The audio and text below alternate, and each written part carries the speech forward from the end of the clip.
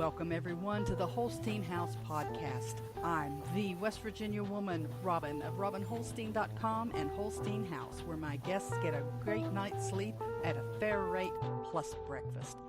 This is a podcast that looks at society and culture issues affecting families in West Virginia and the United States, from food preparation and storage, gardening, home repairs, current events, and more. We'll go around the table and back in 60 minutes or less. So let's hang out and talk a while.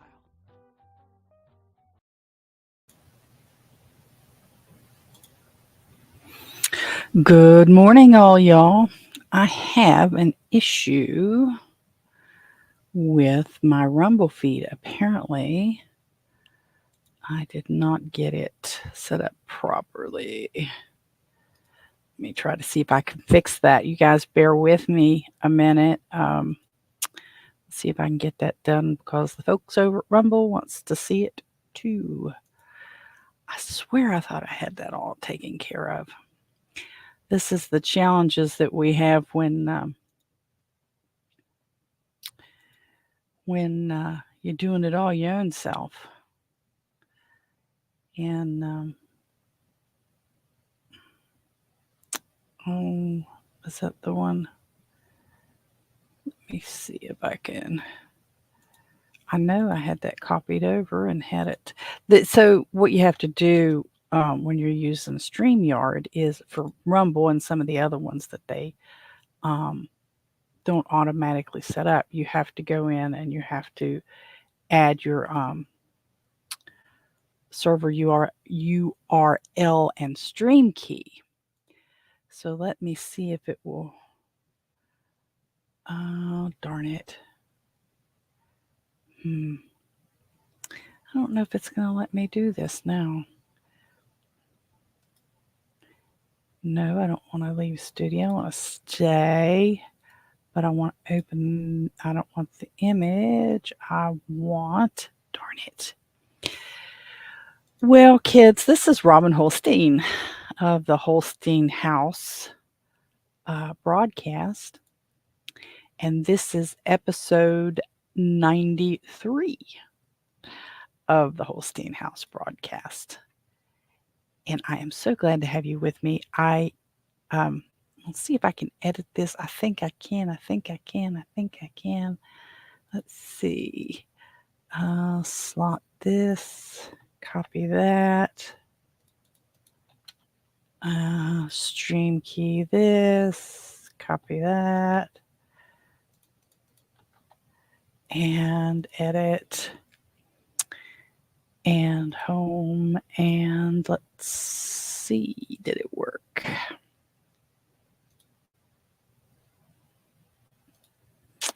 Ratso.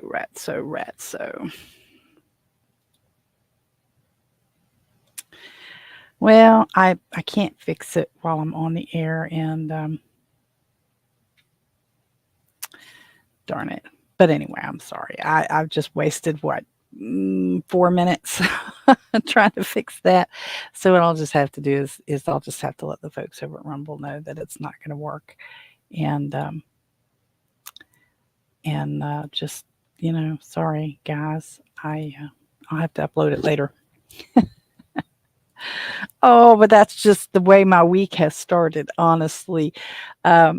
So here at the Holstein House broadcast, if you're new to the broadcast, we, like the intro said, we look at society and cultural issues affecting West Virginia, because that's where I'm located, the United States, and sometimes the world, because we do have an occasional person that comes in from the Philippines or South Africa or some other countries, and they chime in and say hello, and we really appreciate their participation. And then we also stream to several podcast apps using Podbean, and Podbean goes out and it uploads to Rumble, into some Apple products, and to darn it, I can't remember all of them, but there's a bunch of them that it uploads to. So we try to keep it to an hour. Friday, we really went over by quite a bit. We got into some good conversation on Friday, and pardon me. and it went real well. So I was really excited about that. Today we're going to talk about disasters, like natural disasters, because we just had one, and what happens when 6 inches of water falls within a couple hours, and what public expectations seem to be, and what may be actuality for them. A little bit about aftermath and more stuff. I mean, it'll be good today. It'll be good today. Pardon my my shaggy appearance. You'll understand as we get into the show why I look, and well, maybe why I'm having issues with uh, with the voice here this morning. So yeah, episode 90, episode 93, and so we're going to be at 100 pretty soon. We'll be at 100 pretty soon. So I want to plan something good for that. I have a couple of ideas. I'll fill those in a little more later. I'd love to have um, some other folks participate with that, but everybody's got their thing. It's all right. What kind of thing would you like to do? Would you like me to do a give? What I'm thinking about doing is a giveaway. I'm thinking about doing a little giveaway. It's going to not be really exciting for some folks because I'm not into all that tools, and well, I toy around a little bit with Bitcoin right now. I'm still learning stuff. I haven't bought the Coldcard yet, so I need to do that. I keep saying that in life, so I haven't done that yet. Shame on me. But we're going to talk some more about some National Institute of Health stuff, a report that's out on there. Maybe it depends if we get to it.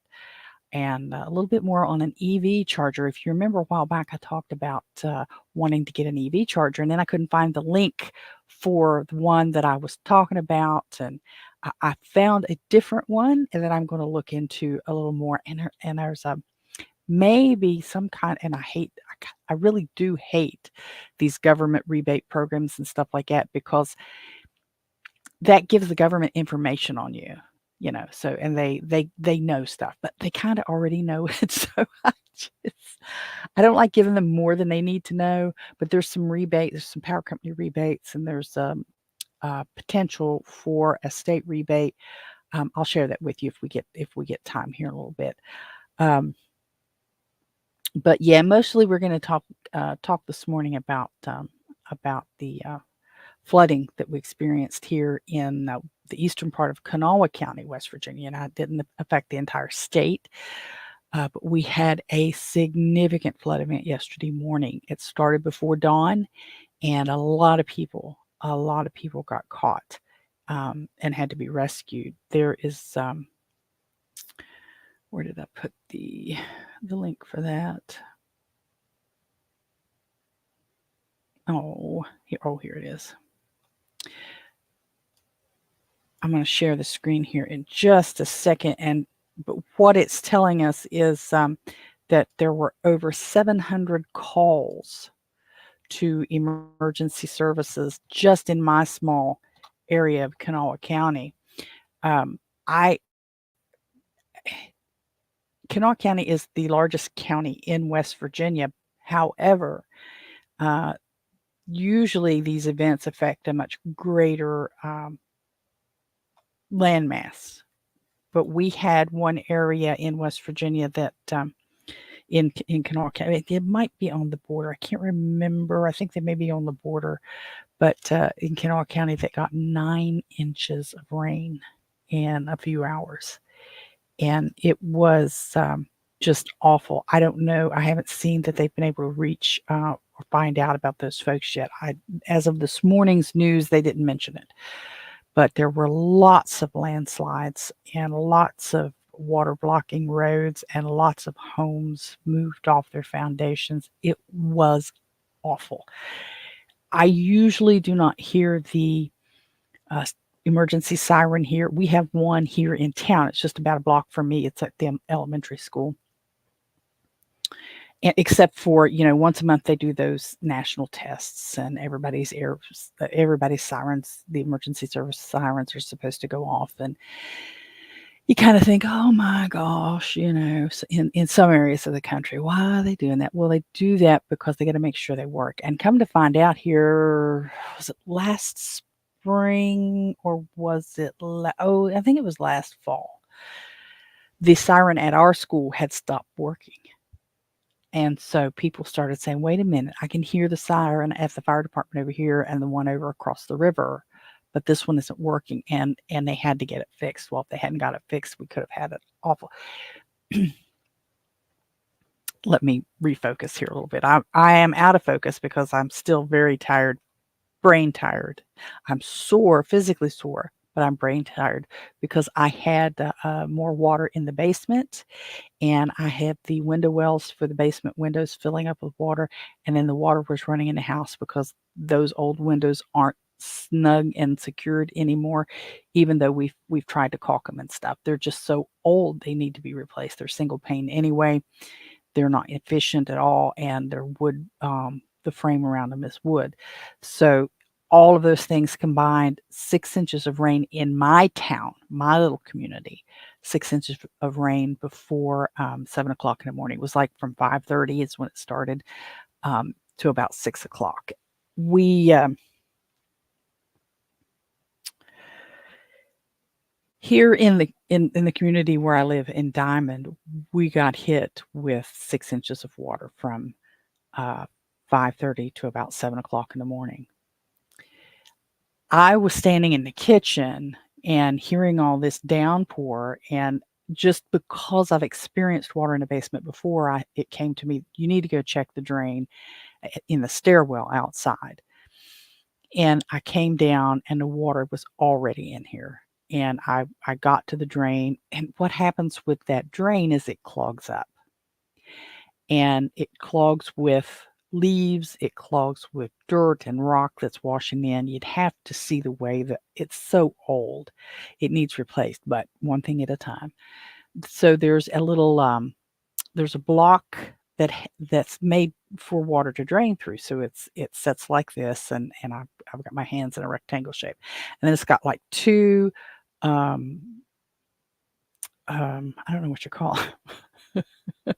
It's got two section or two little walls, I guess you call them. I don't know, but anyway, so it makes a 3 section drain. It's a concrete block that makes it. Well, it's probably a cinder block, but it's a drain block so that the water will come through it, the moisture will come through it.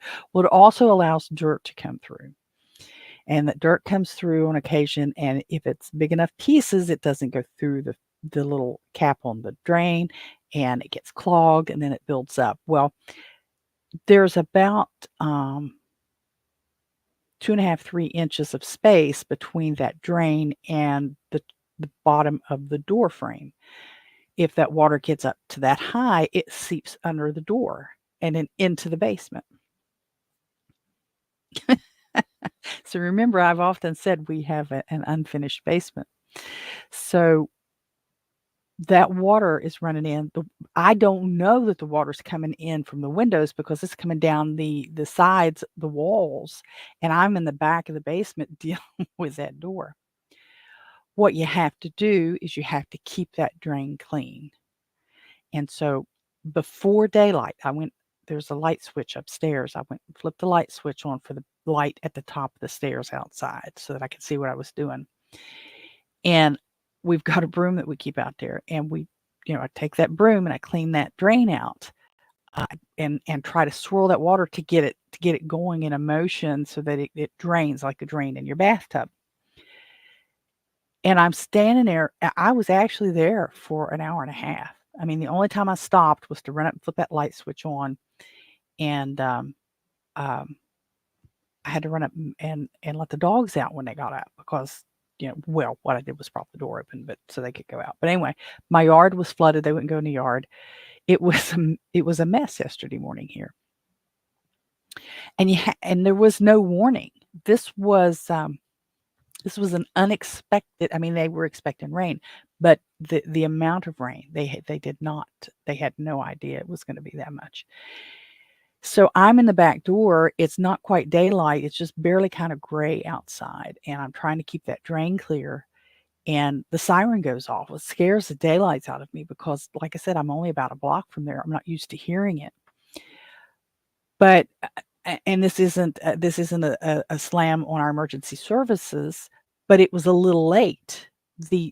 But they have, I mean, it's kind of complicated when you think about it because somebody has to let them know this water is high. And it was already high in my area, but I'm not thinking how much is going on in the dark that I can't see. And we've got, I'll show you in just a second, we have a creek out back of our house, but it's down far enough in the bottom that getting to our house is almost not going to happen. The problem I've got is the runoff water coming in the basement. But we had in this little community 6 inches, and we had one lady that had to be water rescued, which is never heard of in this little community. She just lives in a very low spot. The water was just coming up because the little creek behind us starts miles away. Well, not miles because then it would be a river, but it starts a good long distance away, and all of this water is combining, and then there's blockages, and then those blockages come loose, and the creek actually comes behind the railroad yard. Well, the railroad yard is not real clean. It's got a lot of spilled chemicals, a lot of spilled stuff. So that water is let me show you. Let me show you what I'm talking about. I'm going to share the screen here in just a second. Am I going to get to the right window? Let me make sure I've got the right picture up. Nope, that's not it. It's this one. Okay. Let me share this window with you. Let me take me off of the, oops, let me take that banner off too. Y'all need to remind me to take that banner off sometimes. So what I'm showing you here, if I can get to the dumb page, because dummy me got it moved around behind stuff so that I can't reach it and click on it. What you're looking at here is the top image, and for those of you on podcasts, I'm sorry, the top image shows the creek that runs, out back. The amount of space between the top of this picture and this little tree is about the width of a football field. And the length that you really can't see is at least 1 football field and maybe 1.5 football field. So this is the bottom. You can't tell the curves in here. This is at the end of this handrail, which you can't use this right here. There's a couple little stairs, but they're useless. You'll crush right through them. It's all rotten. Is an alley, a public right of way, about 6 feet wide or so. This little tree is on other person's property. It's on the other side of the property line. This fence is on theirs. The creek runs through there, so you can't see where it's supposed to be, but there's a little alley right here about where this dividing line is. But the property here is about, I don't know how deep.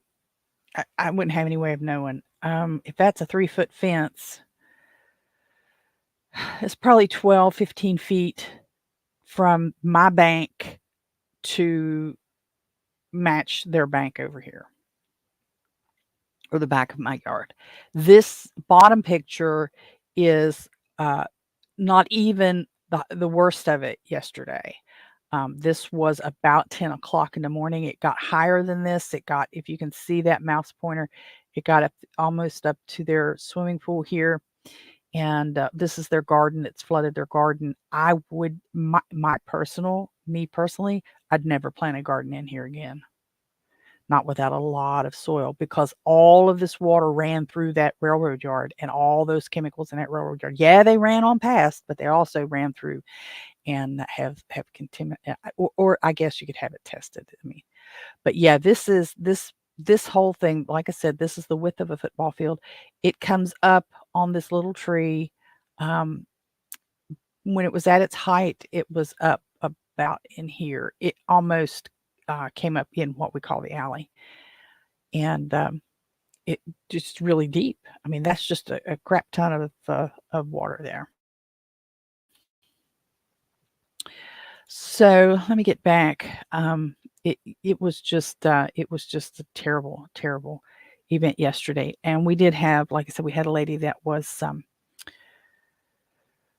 water rescued. She is probably, I'm trying to think, Dad's 83. She is probably 87 and not in the best of health. And they had to get her out of there. But her house wasn't underwater, but there probably was several feet of water in her house. So one of the other things that we did, of course, I was cleaning that water out. One of the other things I did yesterday morning on behalf of my church is I went over and got some supplies. Oh, darn it. And why are all these damn windows open? I'm about to sneeze too. I'm sorry, guys. I went to I went over to Tractor Supply. What I was afraid of in that picture that I was showing you is the sewer line runs through the alley now, the public right of way, and that water got up to the top of the manhole almost. And I was afraid myself. I was afraid that if that flooded that manhole, then it would overwhelm the pump station, which is a few blocks away, and all of that would cause a backup of my sewer, my bathroom water and stuff. And so I thought, well, I have an idea. I've got pieces and parts of a plan, but I didn't have it all together. So I needed to go over to Tractor Supply and get some horse bedding, those little pine horse bedding pellets. It's almost like cat litter for horses. And I've used them before in the coop, especially in the winter, to help keep the coop dry. A combination of the pine pellets and straw and pine shavings in there to help with the coop, and I needed some anyway. But I've got the what I was going to do is if I needed to have a restroom, if that toileting was going to be down, then I needed to have a way to go to the bathroom. And I do have a setup that I'm going to use for the and I'll may get into that here in a minute, for the quick camp, of a pop-up portable facility with a hand washing station. I had all that worked out for the quick camp. Actually, it was supposed to be for hip camp, but then hip camp said no, you don't have enough property. So anyway, I was going to Tractor Supply to get a couple of bags of those horse bedding pellets. And while I was there, I picked up some buckets. I picked up some bleach, which was probably overpriced. And there was something else I got while I was there. I can't remember. Oh, some cleaner, some or some sanitizing wipes. But what I have is a list. I have a list of items from where we had this a couple years ago, and another household was flooded really bad. And I have this list of items to put in these buckets to make it a disaster cleanup bucket. And I'm going to show you a picture of it now, as soon as I can do that. Oh, it's supposed to be off. Darn it. Why didn't you tell me that was on there? So here's what we've got. I'm trying not to sneeze too. What we've got here is a bucket for a cleanup. And this actually the idea originated from a list that we had from the United Methodist Disaster Team from a couple years ago. And it's a list of things that you put in a bucket, and you're supposed to go through and you're supposed to check it off to make sure everybody has it. And what we've got there, let me see if I can find my list. I bet I can't. TikTok, here we go. Oh, it's because it's in here. And let me see. There's a list there. I have a list of items that you put in there, and it includes the list actually suggests sizes of things, but I don't to me, it's more important to have the thing, like the bucket list. I should say bucket list. Says I think it's a gallon a, a gallon of bleach, but they didn't have a gallon of bleach. So it's like something's better than nothing. So what they ended up with was two and a half quarts of bleach, and I'm sorry, I'm stuttering and stammering here. I've got too many things happening at the same time. Darn it, why does it happen to load every time? The original list suggests two or one. Where's the bleach? Where's the bleach? Oh, I gotta sneeze. It's 1 gallon of bleach, but they didn't have gallons. They had like 2.5 quarts. Liquid laundry detergent, liquid household cleaners, because you're trying to not use a lot of water to mix powders up to use it. Liquid dish soap. They suggest a 16 or 28 ounce bottle, but I got what they had there. Well, I started at Tractor Supply, and Tractor Supply didn't have most of this stuff. But what it asks for is liquid laundry detergent, liquid household cleaner like Mr. Clean, liquid dish soap, 1 can of air freshener, aerosol or pump, 1 can of insect repellent spray. Now, would you think of insect repellent? Would you think that, I mean, off the top of your head, you're trying to clean your place up. Would you think that you need some off or something like that for not, deep woods off or something like that. Scrub brush, a pack of cleaning wipes such as handy wipes or reusable wipes. No terry cloth, because terry cloth's awful actually. It says 7 sponges, but I bought just a pack of sponges, 5 scouring pads, and I got the kind with the sponge on it. So 50 clothespin, clothesline. It says 2 50-foot or 1 100-foot cotton or plastic, and that's something also Tractor Supply didn't have. I ended up getting the majority of these things over at the Dollar General. I could have went to Walmart, but I didn't want to. I didn't want to do that. So you could also 5 scouring pads, 50 clotheslines, 24 roll heavy duty trash bags. Well, the trash bags that they had at the Dollar General is what they got. They're heavy duty. It says 5 dust masks, but what I did is I bought a pack of 20 and just split them. So, and it was hard to find those at the Dollar General. 2 pair of disposable kitchen gloves, rubber or latex, and 1 pair of work gloves, cotton or leather. So and that's basically what I supplied. I was able to get the trash bags, the bleach, the liquid laundry detergent. But like I said, most of this came from Dollar General. Dish detergent, spray disinfectant, which was like Lysol, but it was a different brand. Hand sanitizer, disinfecting wipes, scrub sponges, household latex gloves, scrub brush, reusable wipes, clothesline, clothespin, and disposable masks. And I put a letter in from our church with that, and took it over to it. There was a different church that was collecting these things, and I took them over there and gave to them.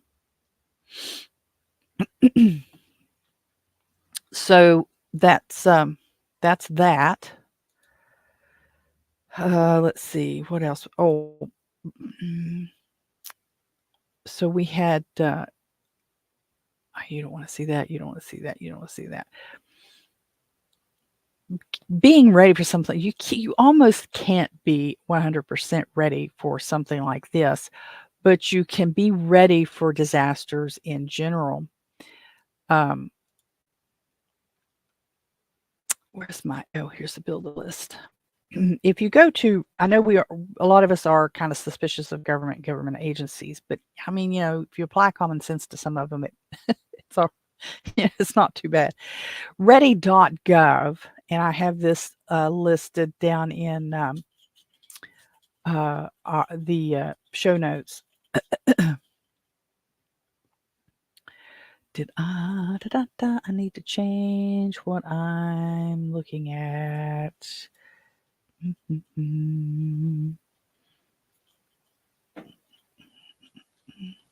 How do I go back and I guess I have to stop that. Then I have to go back and add it again to get the different screen, to get the window.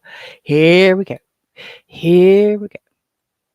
Is it? There it is. And let me do this. Nope, not that. Sorry. This. Let me do this. All right. I'm still trying not to sneeze. So ready.gov has a list of building an emergency kit. And this is, but it's not like the one that we did to give to the folks. The one that we just did, our church, the one that I just rattled all that stuff from, is a post-flood cleanup. This is a basic disaster supply kit. This what you're looking at here is just a generic list of things that everyone needs to have for an emergency. You need to have a gallon of water per person per day for several days. Now, we just had our disaster yesterday. We may have some more rain today, which is going to be another story, but we just had our disaster yesterday. Our government, the emergency response people kicked in. Boom, they're in there now. Now this morning at 7:30, our government leaders, disaster people, all of the agencies' representatives are supposed to be meeting. It's not too far from me. It's over at the Quincy Shopping Center. Well, what we call shopping centers. Anyway, they're meeting over there to discuss now what to do. Now, most of the agencies are going to have a plan. When I worked for the State Conservation Agency, I worked in water resources. I worked in several different offices there. They rotated me through the different directors until I ended up in with the legislative specialist position. So anyway, I was working for water resources under Russ Campbell, and I was often, for flood emergencies, dispatched down to the Capitol building, to the Emergency Services Center. And at that time, it was located in the basement of our Capitol building, and the basement of our Capitol building was below the level of the river. So there was always a conversation about, the Kanawha River was at flood stage, and we're below that, so we were in the basement. But anyway, we would work, and there is a plan for government agencies to take care of things. And one of the things that you have to understand is their first actions is, after the emergency part, after people are removed from the dangerous situations, now they're sitting back there deciding what to do to get people back in their houses, but also get the revenue flowing back for the government. I remember when Wheeling Island flooded. It's been many years ago because I worked back. It was in I went to the Conservation Agency in the year 2000, and I left in 2007, so it's been a long time ago. But we had a bad flood, and Wheeling Island flooded, and one of the biggest concerns was to get Wheeling Island back and functioning, because on Wheeling Island, which is an island in the Ohio River, was a massive casino. Of course, they didn't call them casinos there. And every day that it was down, every day that people couldn't gamble, was a massive loss of income to that general area. Of course, people need to work, they need their money and things like that. But that was the primary concern, and I remember getting really upset about it. I said, we've got people that are out of their houses. And I was often reminded that that's not what our job at that particular agency was. So they're not going to come immediately after. You're going to get the emergency services right away for the most part. But after that, it's a hurry up and wait game, because the agencies are meeting together. So these are things let me get back on track a little bit here. These are things that you need to have uh, in an emergency box, whether it's a tote, a clear tote, an opaque tote that you write on it. These are things that you need to have. You need to have a gallon of water per day for several days.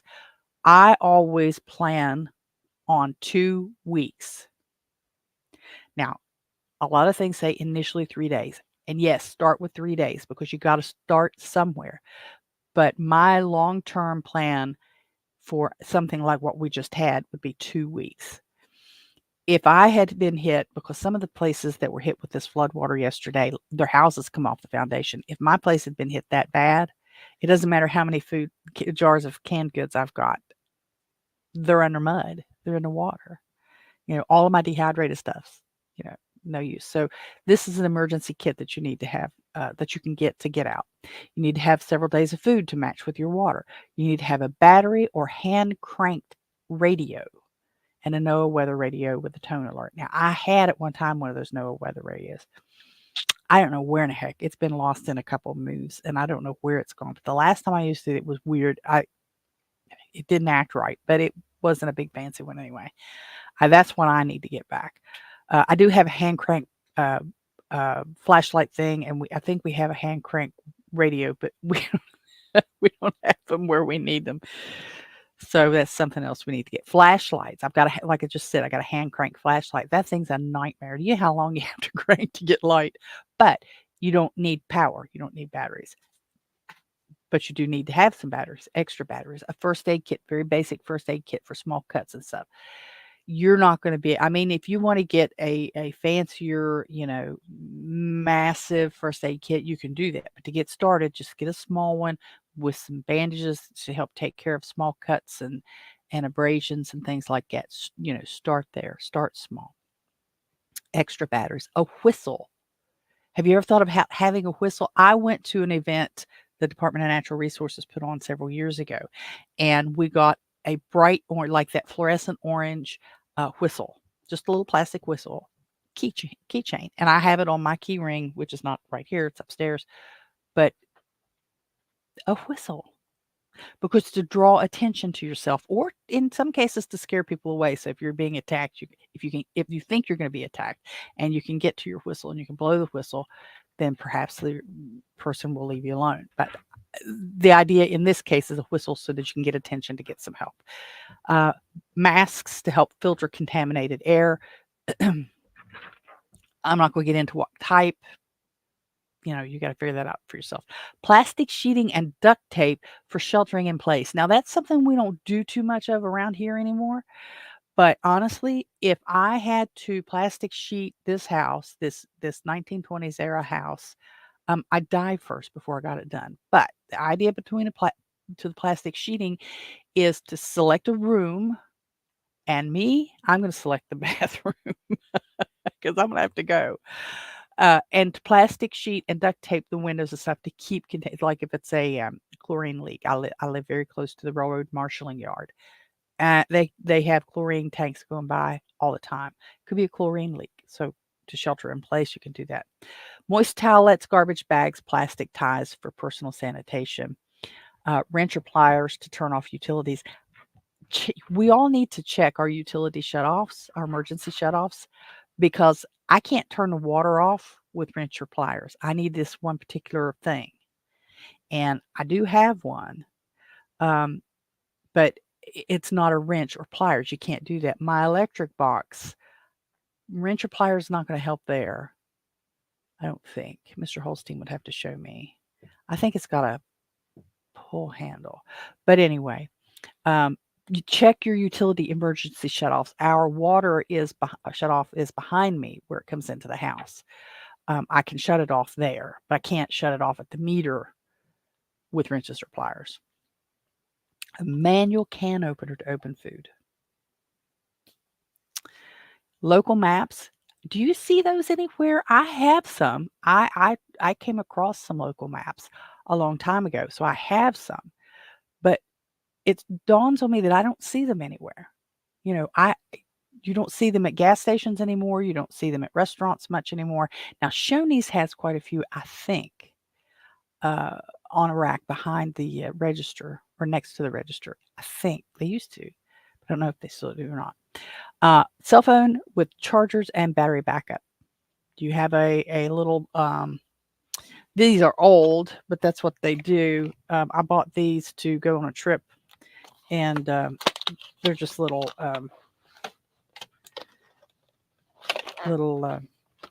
battery packs. I think you could still get these. At the time they were highly expensive. It was crazy, but and they don't hold much as far as charge for my phone, but I can do that for an emergency. They probably need topped off. I do have a little one, it looks like it's about the size of a cell phone, but it's a power pack. So I do have one of those. And we could go on and go on and go on with this list. Like I said, I've put the list link in the notes below. Let's see. Oh, and you know, it sounds really bad. It really does. But we expect there's a thing going around. The government's not going to save you. You got to save yourself. This is kind of true. I was watching the news this morning. Oh, here, let me turn that off. And I was watching the news this morning, and there was a woman. She was very distraught. Now, you've got to remember, these folks have just gone through a significant trauma. And everybody's in shock. It doesn't matter whether it was a big event for you or a little event for you. Everybody's in shock. I'm just dreading. We're supposed to get some more rain and maybe another 4 inches this afternoon. So I'm kind of I'm worried, because I don't want to have to deal with this water either. But these folks that have lost their homes, they're in shock. So they're interviewing this lady, and of course that's what the news people do. If it bleeds, it leads, and if when you got floodwaters, you got people in a panic, and it makes good headlines. She says we've got to have these creeks dredged. We have to get these. Anytime there's a water event, people seem to think that the answer is to dredge. It's not. Now, you may have blockages, you may have trees down, you may have a lot of trash. Some of these hollows, when we have big flood events, the trash that runs into the Kanawha River is amazing. I mean, just garbage trash, just where people throw things out or drop things. It's tremendous. But she was on a creek. She was on Kelly's Creek, and she was in an area that a couple ridges over, the feeder streams. You know how feeder streams do. Got 9 inches of water in a couple hours. 9 inches. That's that much water in just a couple hours.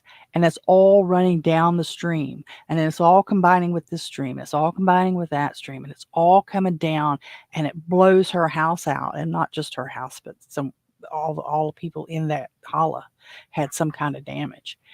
And you can't dredge enough creek bottom or river bottom to stop that kind of water and to keep it in the bank.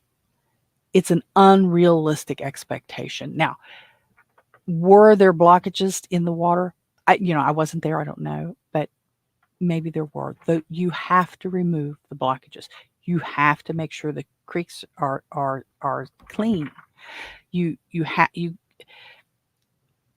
have to understand, we like to think of water as we're going to the beach or we're going fishing or whatever. Water can do tremendous damage. It is a powerful, powerful force. And, it obviously is blowing houses off of foundations. It's rolling cars down the creek. There's storage buildings, yards and yards away from where it belongs. This stuff is, you can't contain it. You really can't contain it. And dredging, it really doesn't serve the purpose people think it does. You're going to get a little bit the first time, but eventually you don't get that much. So if you think of, let's see if I can do this. I don't know if I can do this. Let's say this is a dam. Okay, this is the downriver side, and I've got a little box here for those of you guys that are listening on the podcast, I have a little box here sitting in front of my face, and I'm simulating a dam. So those you can see, this is the downriver side. So you've got the holes opening over here.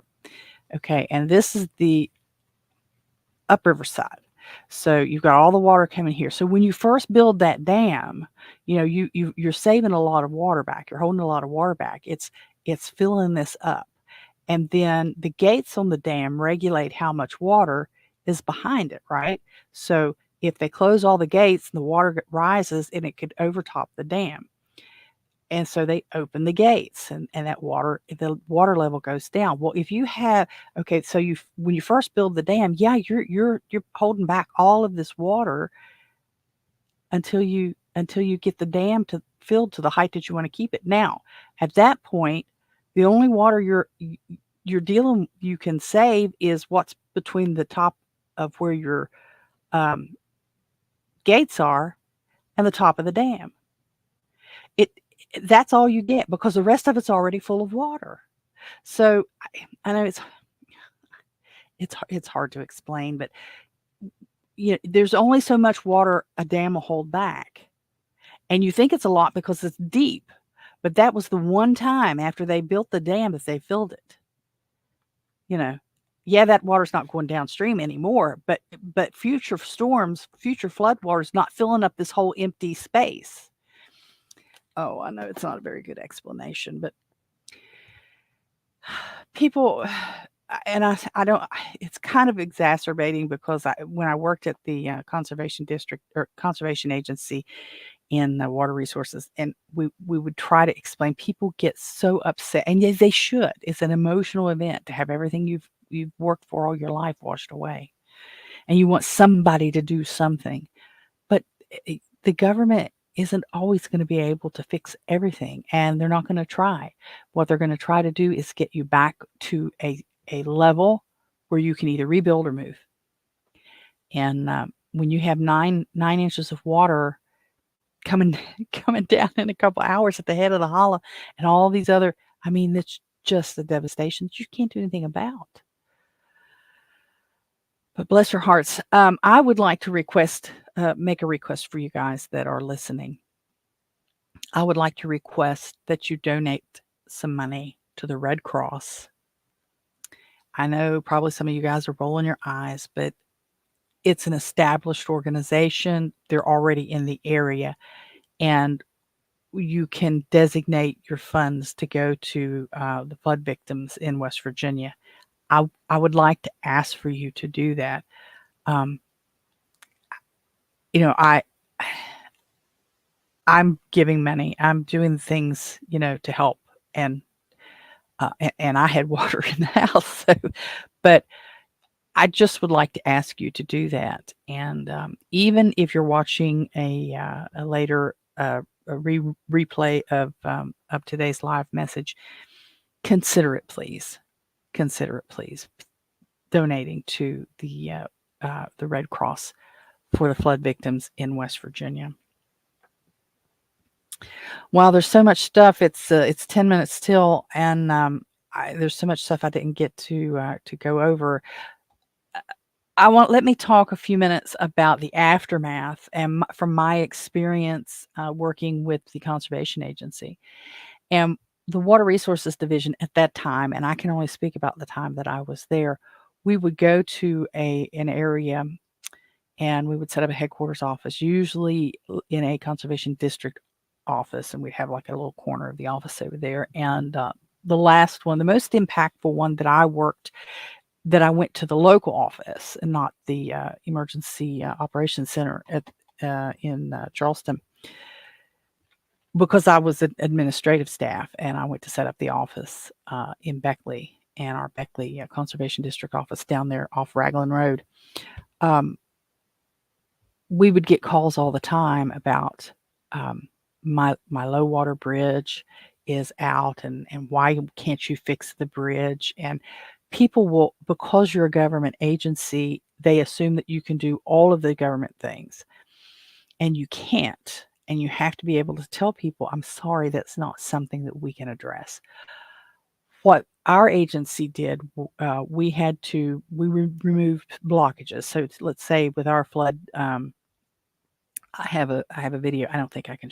I might be able to share the video, but I don't know that you'd be able to understand it because the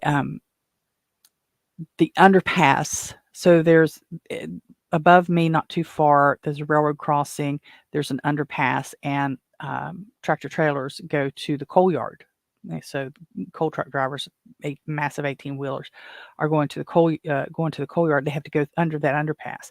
Well, that underpass was full of water, just boiling, raging, mean, awful, clay-colored, muddy water that was blowing out of the creek, and they couldn't work. So you've got massive numbers of 18-wheelers just sitting around, because they're on the job, but they can't they can't get past there.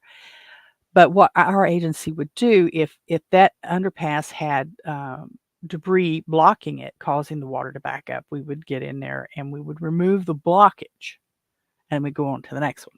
We didn't fix the stuff that was in there that was for another agency. And people would call in and desperate for help and angry, going through all of the stages of grief that you go through, because you do go through those stages. Grief doesn't just affect you when it's a human's passing or a pet passing.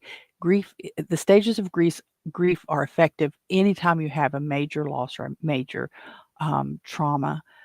You go through the stages, but they would be calling and they'd be really upset. And why can't you do this? And why can't you do that? And I started to tell you, people would have low water bridges, want to know why you can't put a bigger bridge in there. Well, I'm flooded, I can't get across it. Low water bridges are for that purpose. They're to get you from point A to point B through the creek when the water's low. It's not like a major bridge. But after all of this excitement, after the first 10 days or so of this event, other people start forgetting, so that the people who have been affected almost feel forgotten.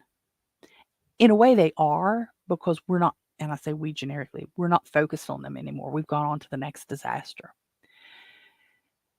One of the best things that can happen if you ever have family or friends experience some kind of natural disaster like this is to be there after all the emergency services pull out. They're going to be in for, a couple weeks or so, and then they're going to move on to the next thing. And it's because that's what they do. It's the time after. We've got one of the ladies at my church 2 years ago, it was impacted significantly in a flood event here in town. And it was strange because a culvert, nobody else had any water, but she lived just off a creek that went through a culvert to the river. And sometimes, the creek would get up and it would go down again, but it had never been in their houses. And she'd lived there all of her life. She's 63, I think. I'm trying to compare her to how old I am. But anyway, so in all that time, she cannot recall an event where her home got flooded. Well, it happened that the culvert that you can't see because the creek goes down and around and makes a curve, that culvert was getting clogged and getting clogged and getting clogged, and nobody was cleaning it out. Now, that's something you can do to help. You can clean out a culvert that's filling up with silt and stuff, but it caused a massive flood. She got so much water in her house. People lost their cars just on that one little strip. There was like 8 houses, and that was it. Well, it's 2 years later now, and that family is still trying to work to piece that house back together. And this event yesterday, the water didn't get into their home, but it did get into their garage, which is a little further off, down the bank. And so she's gotten hit twice, but she hasn't fully recovered from the first one. So these things go longer than people anticipate, and it's once the emergency part and the excitement and the adrenaline and everybody's in here, I'm going to help. Weeks later, they still need help. And we have to remember that. So 6 inches of water, I need to do a better job myself of getting my emergency kit together.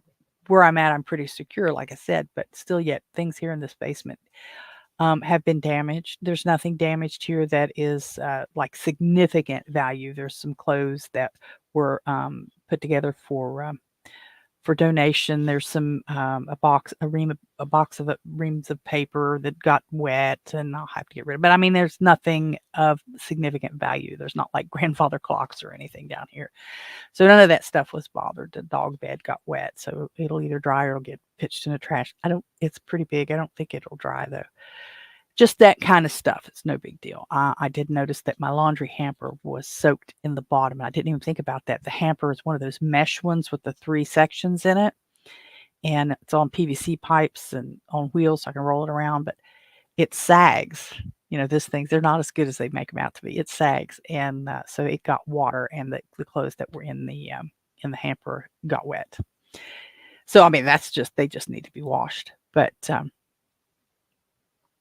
I didn't really intend to tie up the entire time this morning on that, but it is what it is. I'm still trying to decide what to do with episode 100. If you have any ideas, please let me know. If you want to be part of it, please let me know. Oh, the mailman or somebody's out there. The dog's barking. I don't know if you can hear that or not. Overall, I had it pretty easy. I mean, just watering my basement, watering the window wells, and I got soaked, and I'm sore from bucketing out the window wells and heaving the shop back around and dumping it all the time. But for me, it wasn't. I mean, it's nothing to. I'm not really complaining about it. I still have my stuff, but there's a lot of people that lost everything. And again, I encourage you to make a donation to the Red Cross. I think that's probably better. I mean, there are churches and other organizations, Salvation Army and stuff, that'll help too, but probably the Red Cross is I don't want to say safer, but easier one to find and get money directly to those folks and supplies and support. You guys get your lists together, print that list, go to that link that I have in the bottom. Let me know if you would add or subtract anything from that list for your particular needs. Don't forget your pets, because a lot of these folks had pets. If they are okay, if they were able to get out of their homes with their pets, you got to find a place to stay that allows pets. So you need a list of those kind of places too, hotels that accept pets. So if you have livestock, you need to think, what are you going to do with your livestock? Like my chickens. Lord, I just have to turn them loose.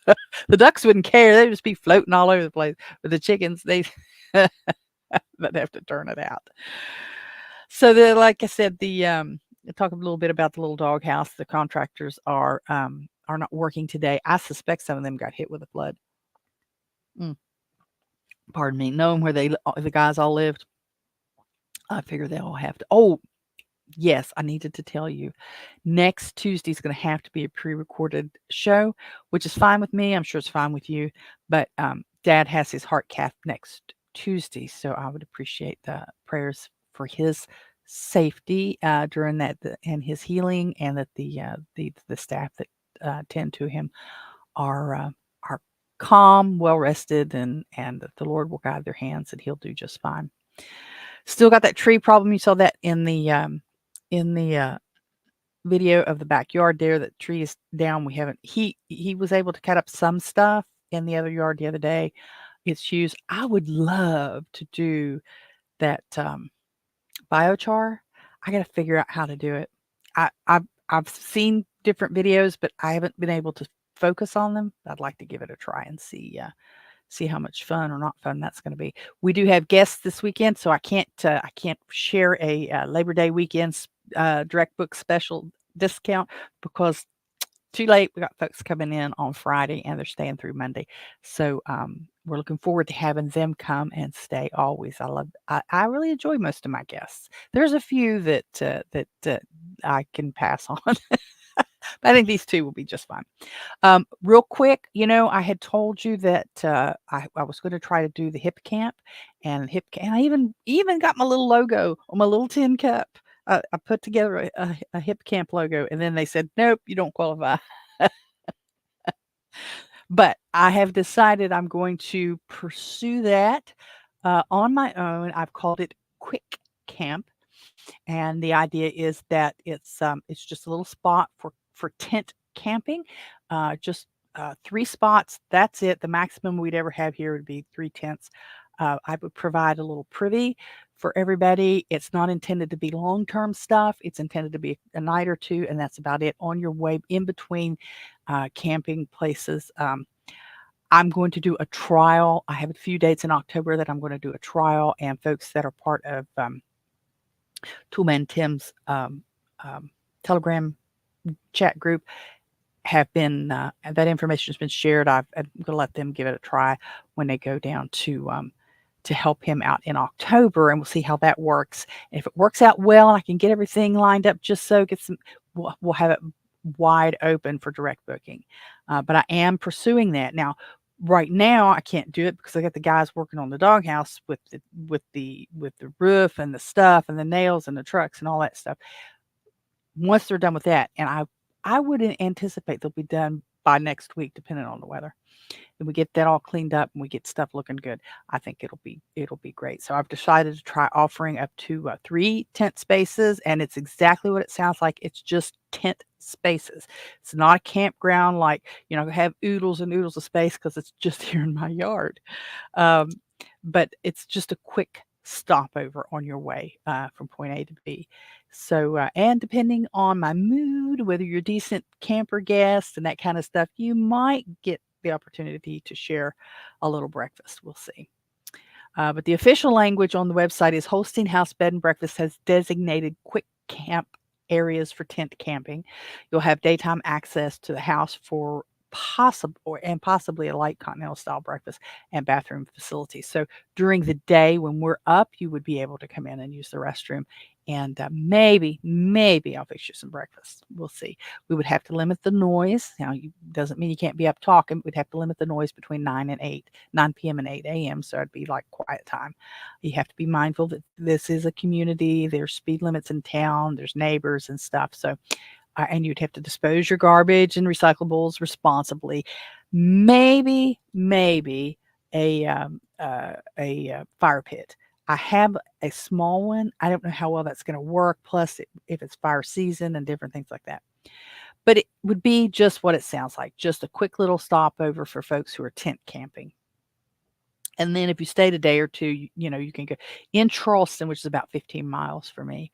There are kayak access. There's Kanawha State Forest is a great little spot to actually they have camping too, but it's a great little spot to hike and things. But if you're just trying to get from point A to point B and you're a tent camper and you're looking for a spot, we're going to have that. But like I said, we're going to do a trial of it in October with Tim Cook's folks over in the Toolman Tim Telegram group. And don't forget, I also have a Telegram group, which is Holstein House chat over there, and you can get the link from the messages. Listen to me. You can get the link from the show notes below. Oh, let's see. I haven't decided about rabbits. I'm thinking about rabbits. I don't know. Things to do around here. Geocaching is a thing that people like to do. The Huntington Music and Art Festival this weekend. Actually going on now. Started on the 28th, so it's this week. Oak Leaf Festival in Oak Hill is this weekend. Italian Heritage Festivals in Clarksburg. That's a good little drive. Sunflower Festival and Flea Market in Alderson. Now, Alderson's a little bit of a drive. Alderson is where the prison is where Martha Stewart stayed. And Mr. Holstein was working for for the state government at the Division of Rehabilitation Services in the what was it? I forget now. I forget what it was called, but he did a lot of maintenance and stuff on vending machines for the state. He only did that for about 5 months before he got on with the power company. But he saw her there. He was in the prison working on stuff. He said she walked by and just kind of smiled and nodded, just to acknowledge, hey, I see you there, and saw her. Great Beckley Beer Festival is the 3rd, and Beckley's about 45 minutes drive. So let's see. Did we get to everything today? I enjoy just kind of rambling, but I know that a lot of you guys who listen to this really, really don't like to hear people just ramble. And I have a couple of ladies that tend to listen to the podcast while they are doing other things, and that's great too. I don't know. I don't know how I'm going to, I need to dial this in a little better. If you've got this far, I appreciate it. And I'd appreciate it if you'd share a like. And if you're not subscribed and you got this far, please subscribe. I'd like to build the channel a little bit more, just so I feel like I'm not talking to myself all the time. Oh, let's see. I'm already over an hour. I'm about an hour and 5 minutes. I just wanted to touch on. I've got to finish up the dehydrating workshop stuff. It's tomorrow. It's tomorrow, and I was set back quite several hours on my stuff by all that water and all that stuff yesterday. So I have to finish the handouts. I've got several of those put together. I have to make sure my machine's ready to pack up and take over to the building. I do have some fruit leather done. I have several items. I've got some pineapple done. I've got some uh, marshmallows done. I've got some tomatoes done. I've got cherry tomatoes too, and tomato powder. And what else do I have? Oh, I have the beans and carrots and beans, carrots and peas that I showed you the other day.